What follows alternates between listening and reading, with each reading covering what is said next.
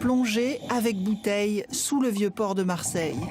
Loisirs sous-marins d'un troisième type, poésie urbaine des déchets humains.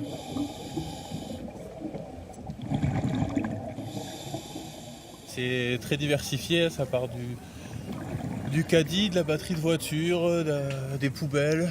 Ouais, c'est très très diversifié, on trouve de tout, malheureusement. 127 plongeurs issus de tous les clubs nautiques du Vieux-Port et au-delà, 500 bénévoles à terre. Ils ne sont pas de trop pour nettoyer le Vieux-Port et sensibiliser le public à la nécessité d'arrêter de jeter ses déchets en Méditerranée. Tout le mobilier urbain, il faut que les gens se rendent compte de ce qu'il y a sous l'eau. En fait, tout le mobilier urbain qu'on retrouve en ville, il est sous l'eau en fait.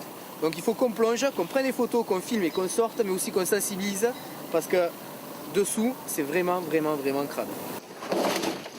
Sur les quais, 19 bennes de 7 mètres cubes se remplissent sans discontinuer. En quelques heures, l'objectif est atteint. Notre action, c'est de sensibiliser, de marquer les esprits, faire en sorte que les gens comprennent qu'il faudra arrêter de jeter sous le tapis tout ce qu'on ne voit plus, puisqu'effectivement, jeter à l'eau, c'est pratique, on ne voit plus. On ne pensait pas qu'il pouvait y avoir autant de choses dans le Vieux-Port et on est interrogé en fait sur le manque de civisme des gens, c'est effrayant. Nous devrons transmettre à nos enfants l'idée que nous devons respecter l'environnement, sinon ça ira très mal.